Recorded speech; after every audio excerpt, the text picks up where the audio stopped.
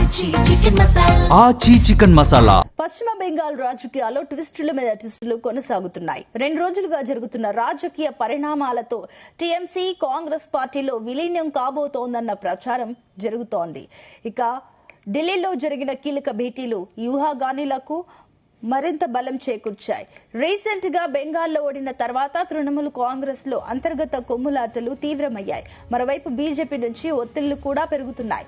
ఈ టైంలో టీఎంసీని కాంగ్రెస్ లో విలీనం చేయడమే బెస్ట్ అని మమత భావిస్తున్నట్లు తెలుస్తోంది. ఈ నేపథ్యంలో ప్రతిపక్ష నేత రాహుల్ గాంధీతో మమతా బెనర్జీ మేనల్లుడు టీఎంసీ జాతీయ ప్రధాన కార్యదర్శి అభిషేక్ బెనర్జీ సమావేశమయ్యారు. దీంతో కాంగ్రెస్ లో టీఎంసీ విలీన ఊహాగానాలు జోరందుకున్నాయి.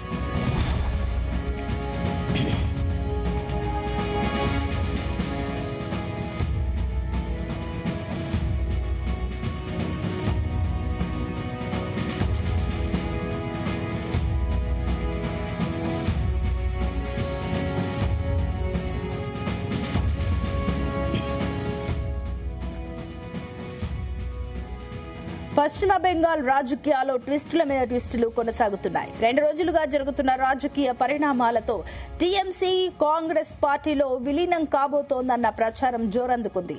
ఢిల్లీలో జరిగిన కీలక భేటీలు ఈ ఊహాగానాలకు మరింత బలం చేకూర్చాయి. రీసెంట్ గా బెంగాల్లో ఓడిన తర్వాత తృణమూల్ కాంగ్రెస్ లో అంతర్గత కుమ్ములాటలు తీవ్రమయ్యాయి. మరోవైపు బీజేపీ నుంచి ఒత్తిళ్లు కూడా పెరుగుతున్నాయి. ఈ టైంలో టీఎంసీని కాంగ్రెస్ లో విలీనం చేయడమే బెస్ట్ అని మమత భావిస్తున్నట్లు తెలుస్తోంది. ఈ నేపథ్యంలో ప్రతిపక్ష నేత రాహుల్ గాంధీతో మమతా బెనర్జీ మేనల్లుడు టీఎంసీ జాతీయ ప్రధాన కార్యదర్శి అభిషేక్ బెనర్జీ సమావేశమయ్యారు. దీంతో కాంగ్రెస్ లో టీఎంసీ విలీన ఊహాగానాలు జోరందుకున్నాయి.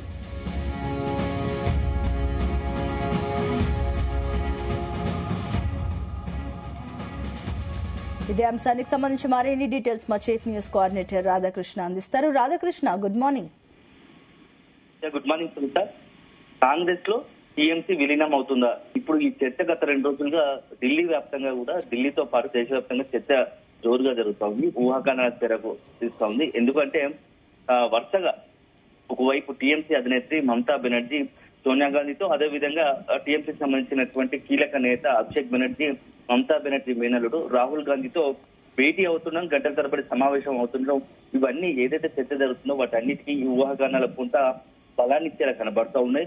సో మొత్తంగా ఒక వైపు ఏమో మొన్నటి వరకు అసెంబ్లీ ఎన్నికల వరకు దేశంలోనే అత్యంత కాంగ్రెస్ బలంగా ఉన్న పార్టీగా టీఎంసీ కనిపించింది, తృణమూల్ కాంగ్రెస్ కనిపించింది. అందులో తన తృణమూల్ కాంగ్రెస్ అధినేత్రి మమతా బెనర్జీ కూడా మొత్తం అంటే ఇన్ఫ్లుయెన్స్ చేసే దేశవ్యాప్తంగా ఇన్ఫ్లుయెన్స్ చేసే రాజకీయ నాయకుల్లో మమతా బెనర్జీ కూడా ఉంటూ వచ్చారు. కానీ ఎప్పుడైతే మొన్న రీసెంట్ గా తాజాగా జరిగినటువంటి అసెంబ్లీ ఎన్నికలు ఉన్నాయో, అందులో జరిగిన ఎన్నికల్లో ఘోర ఓటమి తర్వాత ఒక్కసారిగా అంటే ఓవర్ నైట్ లో మొత్తం పార్టీ పరిస్థితి తలకిందులైందా అన్నట్టుగా కూడా సందేహాలు, అనుమానాలు కలుగుతున్నాయి.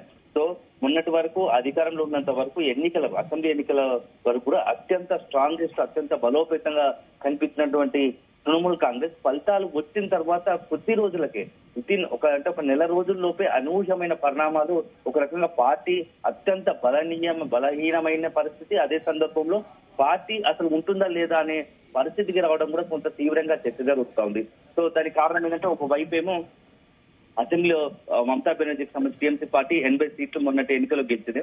అందులో సుమారుగా 58 మంది ఎమ్మెల్యేలు వేరుకుంపటి పెట్టుకున్నారు. అసలు మమతా బెనర్జీతో సంబంధం లేదు, అసలైన టీఎంసీ సంబంధంతో కూడా రిషభ్రత బెనర్జీ ఆధ్వర్యంలో ఒక నాయకునిగా ఎన్నుకొని ఆధ్వర్యంలోనే ఎమ్మెల్యేలు కొంత వేరుకుంపటి పెట్టుకోవడం ఒక అంశం అయితే, ఇక లోక్సభలో రాజ్యసభలో మొత్తం అంటే ఇప్పటి వరకు ఉన్న దాంట్లో 29 మంది లోక్సభ నుంచి టీఎంసీ తరఫున రిప్రజెంటేటివ్ చేసుకున్నాక, అదే సందర్భంలో 13 మంది రాజ్యసభలో చేస్తున్నారు. వాళ్ళంతా కూడా ఎవరి దారి వెతుకోవడం, మెజార్టీ ఎమ్మెల్యేలు దాదాపుగా 60-70% ఎంపీలు అంతా కూడా లోక్సభలో కావచ్చు, రాజ్యసభలో కావచ్చు బీజేపీ వైపు ఎన్డీఏకి మద్దతు ఇస్తానడం ఈ పరిణామాలు. ఎందుకంటే ఎన్డీఏకి సంబంధించి బీజేపీకి సంబంధించిన కీలక నేతలు, ముఖ్యమంత్రులు కావచ్చు, అదే సందర్భంలో ఎన్డీఏకి సంబంధించి కేంద్ర మంత్రులతో సమావేశమవుతుండడం, ఇవన్నీ చూస్తున్న పరిణామాల నేపథ్యంలో అసలు టీఎంసీలో ఏం జరుగుతుందో కూడా తెలియని పరిస్థితి.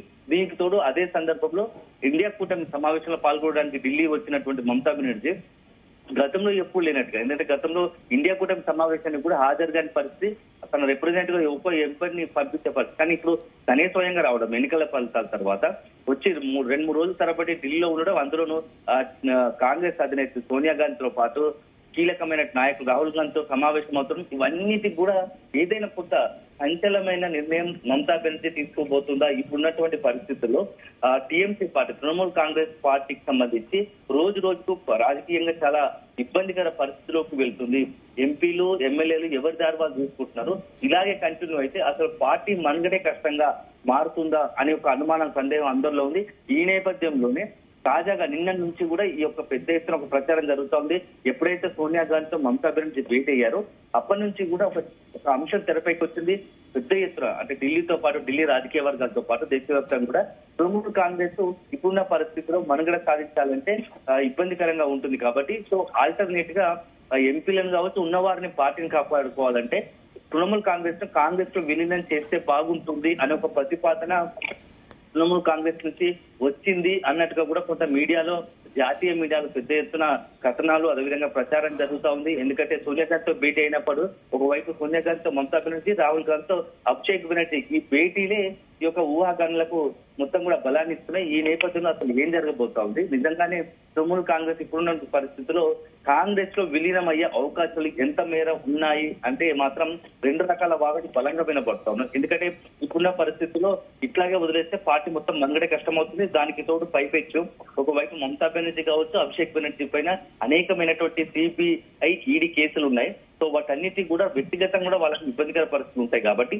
సో ఒకవైపు కాంగ్రెస్ మద్దతు లేకుండా ఇప్పుడు మనం వీటి నుంచి ఎన్డీఏను, అదేవిధంగా బీజేపీని ఎదుర్కోలేము. అందుకు నుంచి వెస్ట్ బెంగాల్లో బీజేపీ ప్రభుత్వం ఉంది కాబట్టి అనేకమైన రాజకీయంగా, వ్యక్తిగతంగా ఇబ్బందులకు ఖచ్చితంగా అవకాశం ఉంటుంది. సో మొత్తంగా ఎందుకంటే ఎంపీల మద్దతు, ఎంపీలు కూడా ఇస్తున్నటువంటి పరిస్థితుల్లో టీఎంసీలో మనుగడ కొనసాగించలేమనే పరిస్థితి ఉంది. కాబట్టి సో ఇప్పుడు మధ్య మార్గంగా ఒకవైపు జాతీయ పార్టీగా కాంగ్రెస్ ఉంది కాబట్టి జాతీయ పార్టీ కాంగ్రెస్ లో విలీనం చేస్తే కొంత పార్టీకి ఒక రకంగా ఇప్పుడు ఉన్నటువంటి పరిస్థితుల్లో కొంత కాంగ్రెస్ మద్దతు తీసుకోవచ్చు. మొత్తం పూర్తి స్థాయిలో కాంగ్రెస్ లో విలీనం చేస్తే కాంగ్రెస్ మద్దతు ఉంటుంది, కాంగ్రెస్ నుంచే పోరాటం చేయొచ్చు ఎన్డీఏ పైన, బీజేపీ పైన అనే ఒక ఉద్దేశంతో మమతా బెనర్జీ ఉన్నట్టుగా కూడా కొంత ప్రచారం జరుగుతుంది. కానీ అది ఎంతవరకు పాసిబిలిటీ అవుతుంది? ఎందుకంటే ఇన్ని రోజులు మొత్తంగా హ్యాట్రిక్ సీఎం గా కొనసాగిన, వెస్ట్ బెంగాల్ హ్యాట్రిక్ సీఎం గా కొనసాగినటువంటి మమతా బెనర్జీ ఉన్నట్టుండి ఒక్క ఓటమితోనే అంత కీలకమైన, అంత పెద్ద సంచలన నిర్ణయం తీసుకుంటుందా అనేది కూడా ఒక ఒక ఆలోచన, ఒక ప్రచారం అవుతుంది. ఎందుకంటే ఇప్పుడున్నటువంటి పరిస్థితుల్లో నిజంగానే కాంగ్రెస్ తో విలీనం చేస్తే కాంగ్రెస్ నుంచే వేరుబడి టీఎంసీ పార్టీ పెడుతున్నట్టు మమతా బెనర్జీ రాజకీయంగా ఒక్కసారి ఎదురు దెబ్బ తగలగానే అన్ని అంటే ఇప్పుడున్న పరిస్థితులు కాంగ్రెస్ లో విలీనం అయితే కూడా అనేకమైనటువంటి భవిష్యత్తు రాజకీయంగా కూడా కొంత ఆమె పైన విమర్శలు, ఆరోపణలు కూడా ఎదుర్కోవాల్సి వస్తుంది. దానికి పైపెచ్చు ఇప్పుడు ఆమె వయసు రీత్యా కూడా కొంత నిర్ణయం తీసుకోవాల్సిన పరిస్థితి. ఎందుకంటే భవిష్యత్తులో పార్టీని కొనసాగించలేని పరిస్థితి. ఆమెకి ఇంకో మరొక 5 సంవత్సరాలు వెయిట్ చేయాలి. అప్పటి వరకు కూడా ఆమె ఆరోగ్యం కూడా సహకరించాలి, కొంత వయసు మీద పడ్డాం. కాబట్టి ఇవన్నీ ఉద్దేశించుకుని కాంగ్రెస్ లో విలీనం చేయాల్సి ఉంటుంది, విలీనం చేసే అవకాశం ఉందని ఒక ప్రచారం చేస్తుంది. మరోవైపు కేవలం అంటే కాంగ్రెస్ పార్టీ నుంచి కావచ్చు, అదేవిధంగా తృణమూల్ కాంగ్రెస్ నుంచి కావచ్చు, వాళ్ళు చెప్తున్న మాట ఏంటంటే కేవలం కాంగ్రెస్ తో ఇండియా కూటమి అత్యంత కీలకంగా ఉన్నాం. అందులోనూ సోనియా గాంధీకి, మమతా బెనర్జీకి వ్యక్తిగతంగా చాలా దగ్గర సంబంధాలు ఉన్నాయి. సో వాళ్ళ అనేక విషయాలు రాజకీయాలకు అతీతంగా వ్యక్తిగత అంశాల పట్ల చర్చించారు. అంతే తప్ప దీంట్లో విలీనం సంబంధించి ఎక్కడ కూడా రాజకీయాలకు సంబంధించిన అంశం ముడిపడలేదు, అట్లాంటి చర్చలు ఆడలేదు. అనవసరంగా లేనిపోని ప్రచారాలు చేయకండి అని చెప్పేసి కాంగ్రెస్ నుంచి అదే ఒక రకమైనటువంటి ప్రకటన వెలువడుతుంది. ఎందుకంటే దానికి సంబంధించి కాంగ్రెస్ కీలక నేతగా ఉన్నటువంటి జయరాం రమేష్ నిన్న ఒక ట్వీట్ చేశారు. అదే సందర్భంలో టీఎంసీ నుంచి సంబంధించి కూడా కేవలం భేటీ అయినంత మాత్రాన కీలక నాయకులతోనే అవసరాన్ని బట్టి చాలా రోజుల తర్వాత సోనియా గాంధీతో కలుస్తున్నాం కాబట్టి కొంత వ్యక్తిగత విషయాలపై మాట్లాడుకున్నాం. అంతే తప్ప ఈ టీఎంసీ కాంగ్రెస్ లో విలీనమవుతున్నటువంటి వార్తలు పచ్చి అబద్ధం అని చెప్పేసి టీఎంసీ చెప్తోంది. సో మొత్తం ఈ వ్యవహారం చూస్తుంటే మాత్రం కొంత అనుమానాలకు, సందేహాలు సాగిస్తుంది. సో రాబోయే 2 రోజుల్లో ఎందుకంటే ఒకవైపు ఏమో సోనియా గాంధీతో మమతా బెనర్జీ భేటీ అయి కొనసాగుతున్న నేపథ్యంలో ఒకవైపు 2 రోజుల ఢిల్లీలో కాంగ్రెస్, ఇండియా కూటమి కావచ్చు, కాంగ్రెస్ కీలక నేతలు సమావేశం అవుతున్న సమయంలోనే మరోవైపు దీనికి భిన్నంగా తృణమూల్ కాంగ్రెస్ సంబంధించిన రాజ్యసభ కావచ్చు, లోక్సభ ఎంపీలు ఒకవైపు ఆ కేంద్ర మంత్రులతోని ఎన్డీఏకి సంబంధించినటువంటి బీజేపీ ముఖ్యమంత్రులతో ఎంపీలు సమావేశం అవుతుందని కూడా కొంత చర్చకు దాస్తుంది. సో ఈ నేపథ్యంలో ఏం చేయబోతున్నారు అనేది కూడా కొంత ఆసక్తిగా మారింది. కానీ రాబోయే రెండు మూడు రోజుల్లో మాత్రం ఈ సమావేశాలకు సంబంధించి ఒక కీలకమైన ప్రకటన వెలువడుతుందా అనేది కూడా కొంత అనుమానంలో. సో అల్టిమేట్ గా మనం చూడాల్సి ఉంటుంది.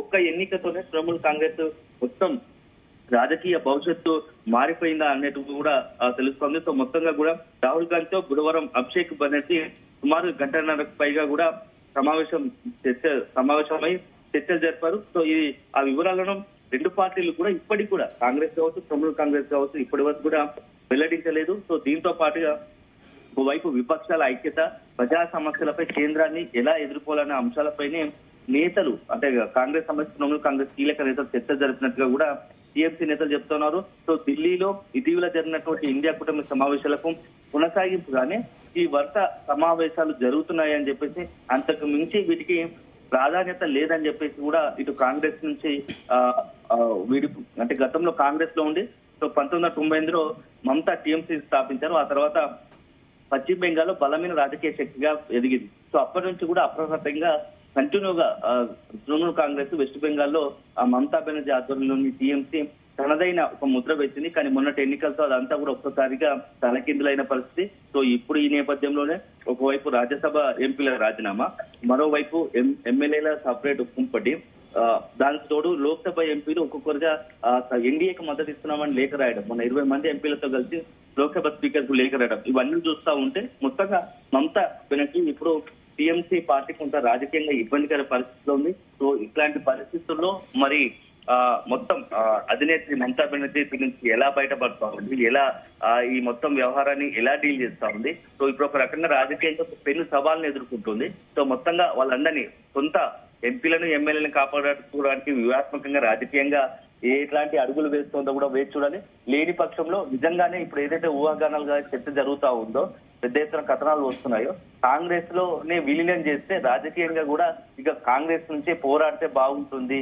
ఎందుకంటే టీఎంసీగా ఉండి ఎన్డీఏపై బీజేపీపై పోరాడలేం కాబట్టి కనీసం కాంగ్రెస్ నుంచైనా, ఎందుకంటే విపక్ష పార్టీగా ఉంది కాబట్టి కాంగ్రెస్ పార్టీలో విలీనం అయితే కాంగ్రెస్ పార్టీ ద్వారానే ఇక బీజేపీని ఎన్డీఏని ఎదుర్కోగలము అనే ఒక ఆలోచనలో మమతా ఉందా అనేది కూడా వేచి చూడాలి. సో అల్టిమేట్ గా రాబోయే కొద్ది రోజుల్లోనే ఈ అంశానికి సంబంధించి మొత్తంగా కూడా అధికారికంగానే ఒక ప్రకటన నిజంగానే విలీనం ఉంటుందా లేకపోతే విలీనం ఉండదు. ఇద్దరు కూడా ఇప్పటికే ఇండియా కూటమిలో భాగస్వామ్యం కాబట్టి ఇద్దరి మధ్య మరింత సత్సంబంధంతో కొనసాగి ఇండియా కూటమి స్ట్రెంథెన్ చేయడానికి, అదేవిధంగా ఎన్డీఏకి సంబంధించి బీజేపీ ఎన్డీఏకి సంబంధించినటువంటి ఏదైతే ప్రజా వ్యతిరేక నిర్ణయాలు ఉంటాయో, ఎన్డీఏ తీసుకునే నిర్ణయాలను వ్యతిరేకించే పోరాటంలో కలిసి పనిచేస్తారనేది కూడా మనం వేచి చూడాల్సి ఉంటుంది. Right, thank you Radhakrishna.